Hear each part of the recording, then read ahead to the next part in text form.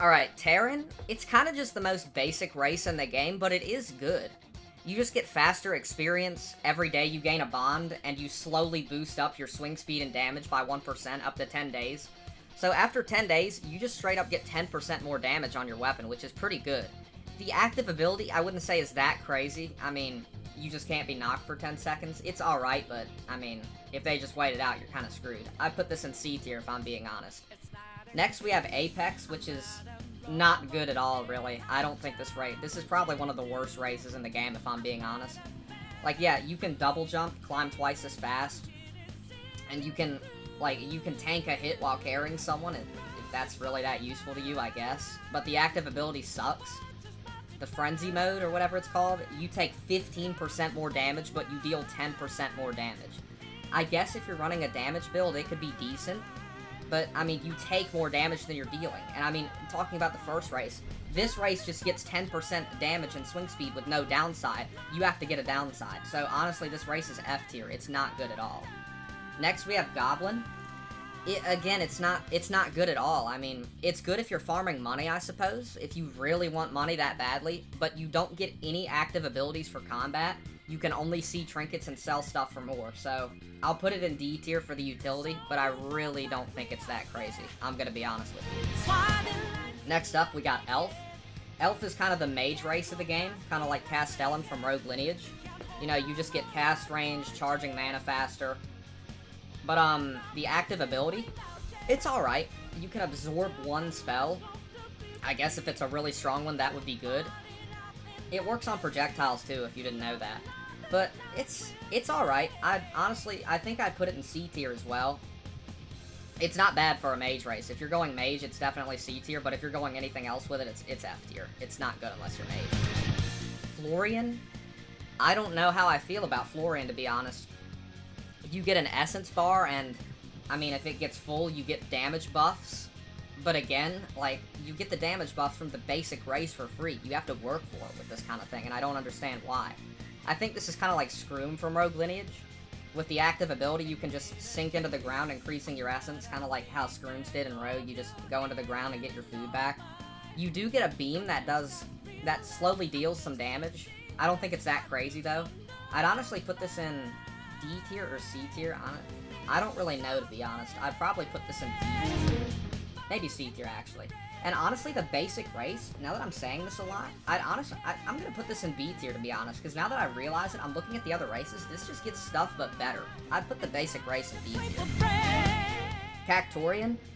Cactorian isn't that bad. The cactus monsters won't attack you, I guess, if you want that. You do get an active ability, which is pretty decent. You roll into a ball and cast a bunch of spikes, which do some decent damage.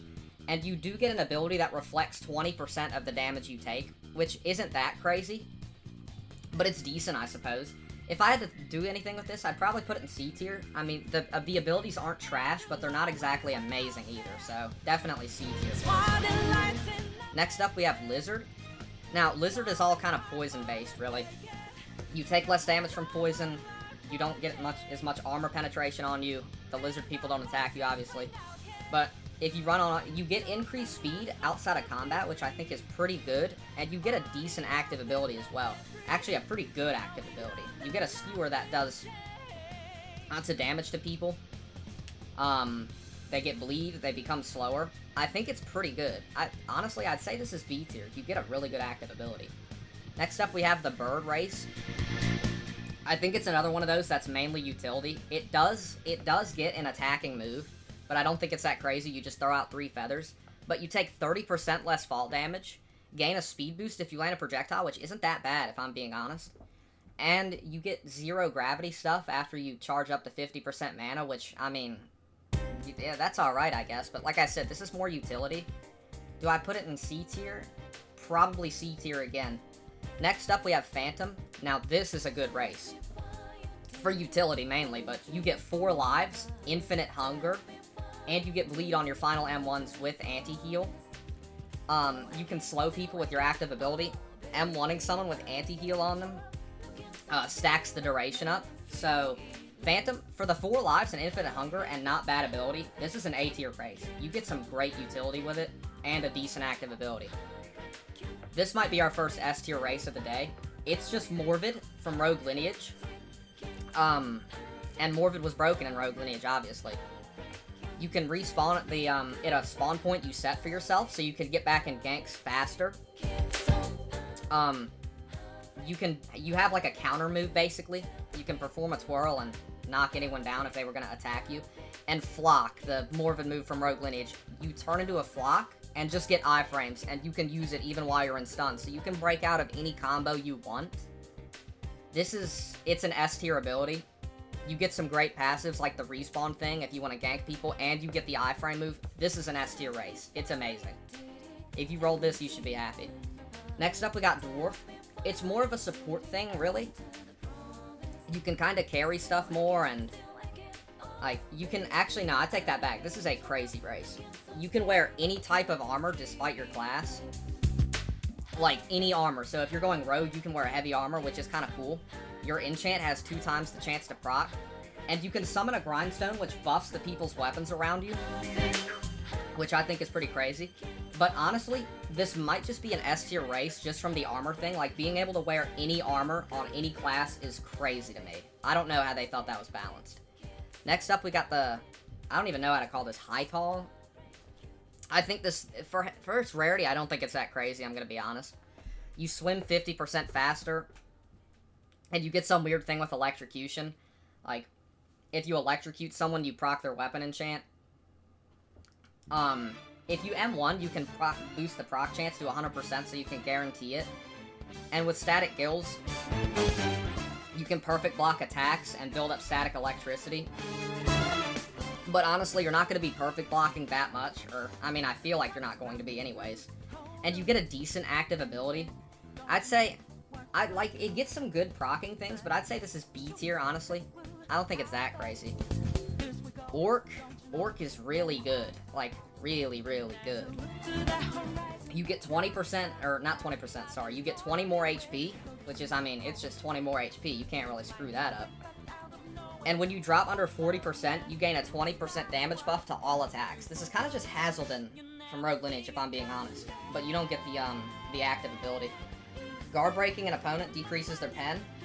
And you do get a cool active ability. It's guard break and has hyper armor, and you charge forward and hit the people. Maybe, I don't think this is a game-breaking race, but it is good. I'd probably put this in A tier, if I'm being honest with you. Next up, we have this race. This is probably the best race for utility in the entire game. You just spawn with Gate. Like, you know how in Rogue Lineage, you know, you had to go Azale for that, and you had a massive downside? Yeah, no, you just have Gate, and there's no downside. You get 3 lives, you get everything. You get cloud dodges, too. I'd honestly have to say this is the best race in the game.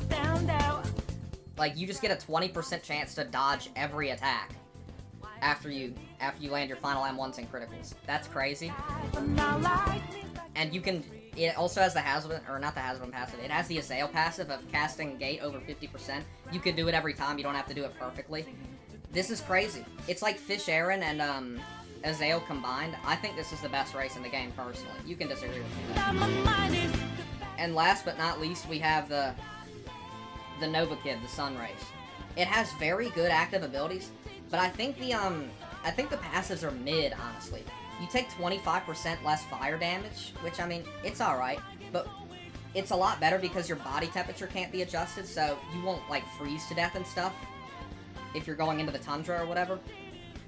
Star Shooter, you get a good active ability that deals a little bit of damage, but it auto-locks, so it's very annoying. And you can detonate your stacks on the Nova Flare. The damage scales with the amount of stacks.